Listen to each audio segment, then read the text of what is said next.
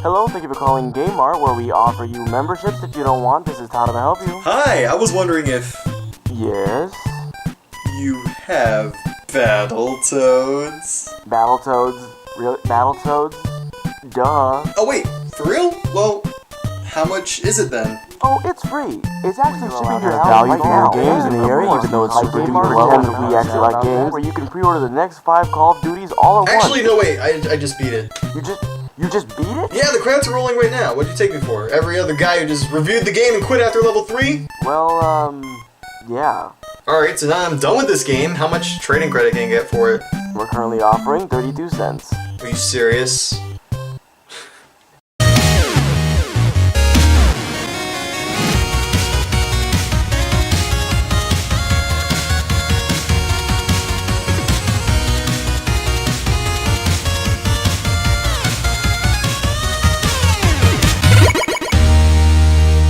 BNGR.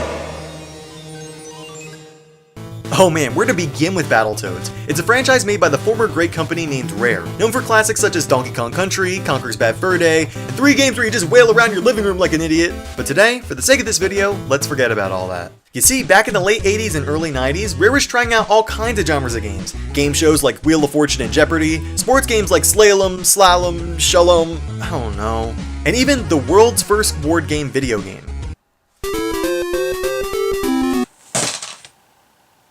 I just lost his shoes. But you know what? They nailed a lot of them, and even before their days of popularity, Rare was really the jack of all trades on the NES. Well, most of the time. But then the founders of Rare, Tim and Chris Stamper, wanted to go big on a new IP, which is now known as Battletoads. They had comics and Nintendo Power, they had a crossover game with Double Dragon, and they made a really, and I mean really bad TV pilot. Oh god, turn it off. I gotta turn it off! But despite the crazy 90s marketing it had, the most fondly remembered in the series was the NES original. Now for those that don't know, here's where the twist comes in. The first Battletoads is not only one of the hardest games on the NES, it is one of the most brutal and unforgiving games ever made.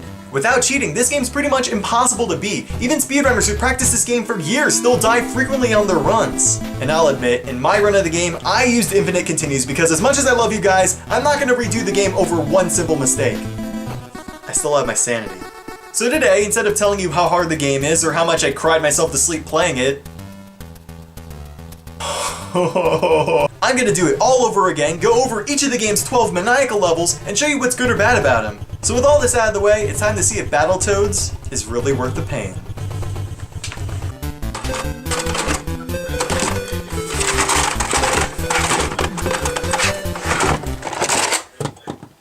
So first things first, let's go over the game's plot. One day, one of the Battletoads named Pimple and a Princess Angelica go on a stroll in the space car, when all of a sudden the Dark Queen kidnaps both of them for absolutely no reason. So the other 2 Battletoads, Rash and Zitz, with 2 Z's to make it edgy and gross, have to go into Ragnarok's world to save them. The plot's just kinda there to set up the levels, but I'll let it slide since the Queen's dialogue is actually kinda good.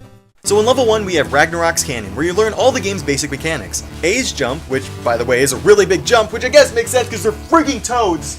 B can pick up weapons as well as punch and grab enemies, and you can run by double tapping the D-pad or even do a headbutt if you attack while running. But honestly, this level's actually pretty easy, and it's really fun to play with its satisfying melee attacks. I mean, what other game can a toad's foot transform into a boot 3 times its original size? Seriously, let me know in the comments if that exists, because I would play the heck out of that. Throw in a really cool boss where you see the perspective of the enemy and riding on some dragon thing, and this game seemed like the best beat 'em up ever. If the whole game was like this, I would have really enjoyed it. But then level 2, called the Wookiee Hole, happened.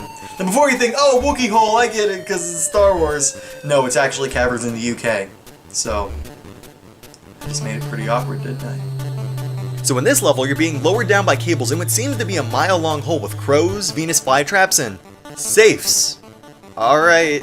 But anyway, this level's really fun to play. Crows are trying to cut your cord so you can punch them and slice up their enemies with their beaks. If you hold onto the side for a while, you can turn into a wrecking ball and knock out all the other enemies. And the tunnel graphics are freaking unreal for an NES. It isn't too much harder than the first level, and the gameplay is drastically different, but it was a blast to get through. But I'm sure most of you know about the dreaded level 3. The first half of it's fine, it's kinda like level 1 again, but then you get to the hover bikes. And my life was never the same. Level 3 wasn't just tough design, it was pure evil. Okay, so first off, these walls start showing up and they blink before coming in your field of view. Sounds kinda simple to avoid, right? You think you can just jump the second you see them willy-nilly? Well, here's the thing. When they come at you, they're going a freaking million miles per hour, so even mastering jumping at the right time is hard. And to make things worse, more and more and more of them just keep coming, and some require jumping and weaving and sometimes doing absolutely nothing, and the worst part is, if you mess up once, you're sent back to the previous checkpoint. It's no wonder everyone gave up after this level. I mean, look at this, I'm not even speeding up the footage! But once you memorize the jump times and the arcs you need to not face plant in a wall, it's just very hard instead of freaking impossible. But you see, I'm saying that now because here's the big problem with Battletoads. They only give you 3 continues. 3 continues! That's 9 lives! How are you supposed to beat the game with only 9 lives? I replayed this level over 200 times just trying to figure out how it works. So if I wasn't using infinite continues, I'd probably still be playing this game and I'd probably be dead from lack of nourishment. But you know what's worse? Trying out this level in co-op. I remember one time I tried playing Battletoads in co-op. Alright, which one of you wants to play Battletoads with me? No. You! Froki, you wanna play with me? Now, if you thought level 3 looked hard, level 4 ups the ante the second you started. It's a nice level. As if controlling the toad wasn't already a problem, they put spikes everywhere. You slip and slide all over the place. There's snowmen throwing snowballs at you, which is kinda cannibalistic since he's pretty much just throwing body parts at you at this point. But long story short, prepare to get skewered a lot and in extremely unfair spots, as well as dealing with some top-notch physics. As you can tell, I don't think this level's really well designed. Anyway, level 5 is, you guessed it, another obstacle course where you gotta avoid a bunch of crap floating in the water. It's kinda like level 3, but with no insta-kill this time, so it's not as hard and it's not much to talk about, except for one thing. You see, level 5 is the bane to speedrunners for one completely unacceptable reason. In some cases, it's impossible. The debris in the water floats around at random speeds, so there's a chance that the combination will be unavoidable, and therefore your toad will be sandwiched by mines. It's not a huge problem since it won't happen very often, but the beta testers really should have done a better job here. 7 more levels to go. Okay, so level 6 is one of the easier levels, ironically. It's a platforming stage where you jump on some robotic snakes to escape in a hole. The first few are kinda easy, and then guess who's back again?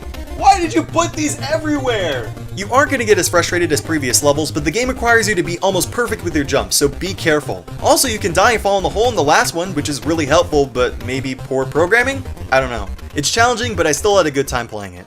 But then level 7. Oh my god. This one makes level 3 and 5 look like child's play. The beginning is deceptively easy again, but instead of hover bikes, you're in a plane avoiding fire. At the beginning, you can just stand at the very right and avoid it, but then it just gets way too fast and they start opening and closing and fireballs. It's insane! And then when you think it can't get any worse, there's rockets too. Like, I don't even have any words for this. The insanity speaks for itself. I really liked this level at first, but the rockets were so crazy that it just ruined everything else for me. Now, thank goodness, level 8 is probably the most fun I've had since level 2. It's actually not as hard. You're on a vertically scrolling platforming stage and you gotta avoid getting shocked or poisoned or getting shredded in a fan. Wait, what? That's pure cringe. Yeah, some of the jumps are hard to pull off with the Toad's floaty physics, but it's nothing that can't be practiced. Good stuff.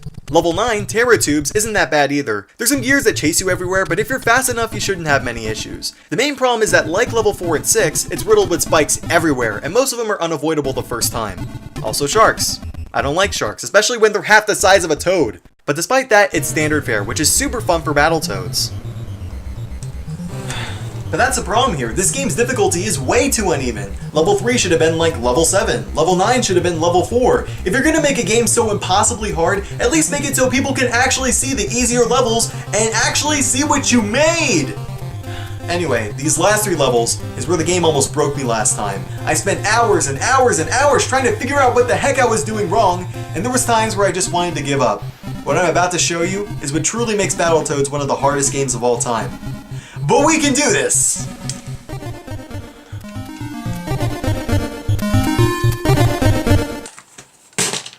Oh my god! Froki, I can't do this.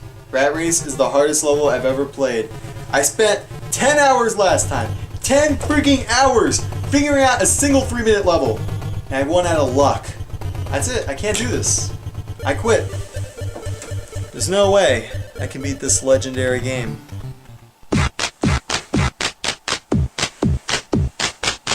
Wait a second.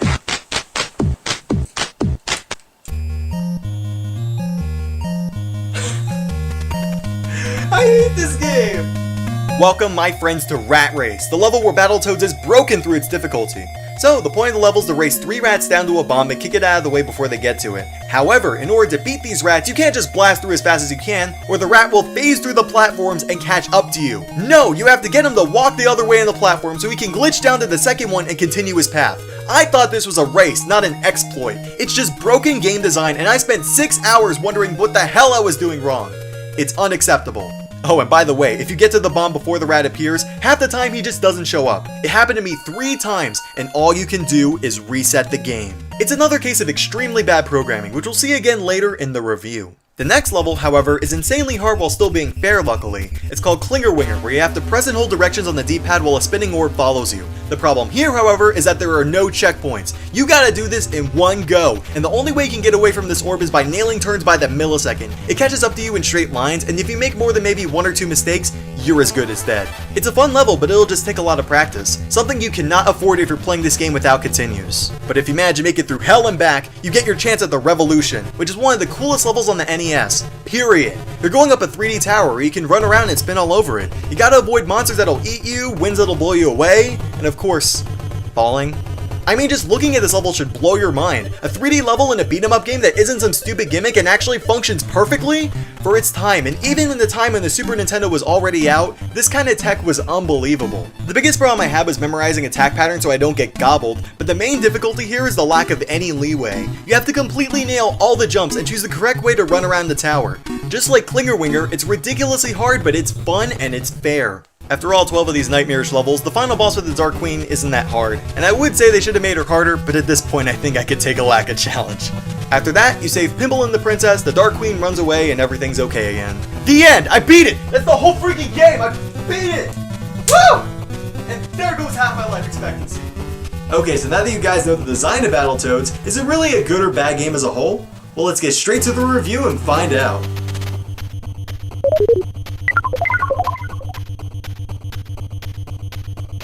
First up is fun, and this game is super polarized in this category. There's levels I legitimately loved. There's some that I liked but were still butt-bustingly hard, and then there's a couple that are just plain trash due to bad beta testing. But unfortunately, I only had fun in this game because I cheated. So how the heck do I review this game? If you play the game straight through, no cheats, level 5 and 10 completely ruin the game. It doesn't matter how much fun I had with the other levels, the game does not play fair, and I just cannot look over that. Now, if the game gave you infinite continues, I'd be a lot more lenient, but with only 3, I cannot recommend a game with so little chances and such high difficulty to leave things up to chance. In its current state, the game is busted. However, if you happen to have a Game Genie or the new Retron 5 with built-in cheat codes, then the game is much better with infinite continues, and the bad levels are so much more tolerable. As I said earlier, Rare was the jack of all trades on the NES, and none other games showcase it as much as Battletoads. It's part beat 'em up, part platformer, part racing game, part this thing. The controls are good, the punches are satisfying, and there's a fun sense of humor, and it definitely had a lot of potential. So with all that said, here's how I'm gonna score this game. With no cheats, fun gets a check minus, while with cheats, it gets a check. Second up is looks, and oh man, this is one nice looking NES game. The backgrounds, the speed, the amount of variety, the style, everything about this game is super impressive.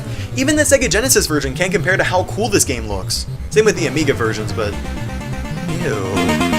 I didn't have a single frame rate issue, and the parallax scrolling and the 3D tower segments look outstanding. It's definitely one of the best looking games on the system. Check plus.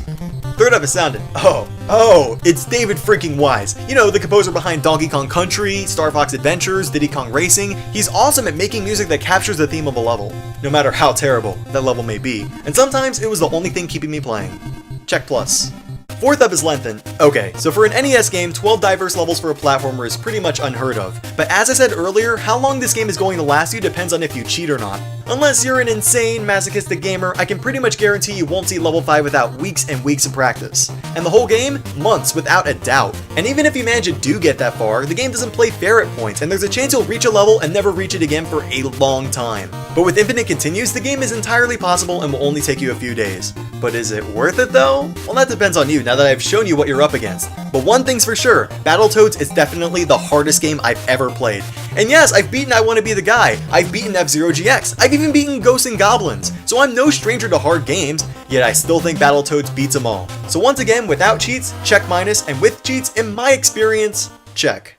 In conclusion, Battletoads is one big mess of a game. It's one of the most beautiful games on the NES. The music is fantastic, the gameplay is super fun, and one of the most diverse games on the system. But I will never, ever understand why they tried making an entire franchise for kids and collectively crush all their hopes and dreams with this game. This game is pretty much impossible without cheats, and for co-op it actually is impossible in the North American version, so thank God I didn't play that.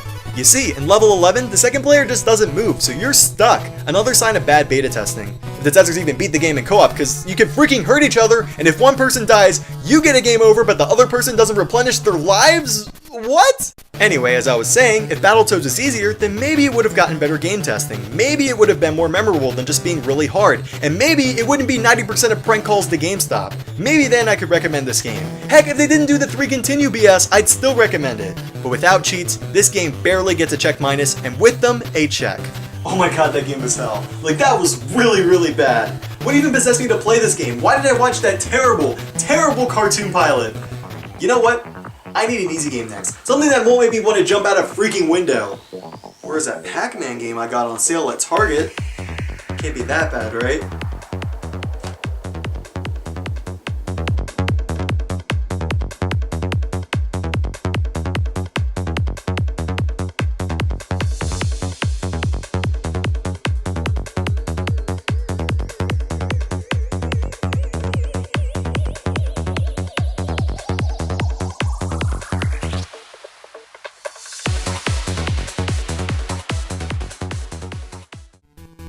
We're currently offering 32 cents. Are you serious?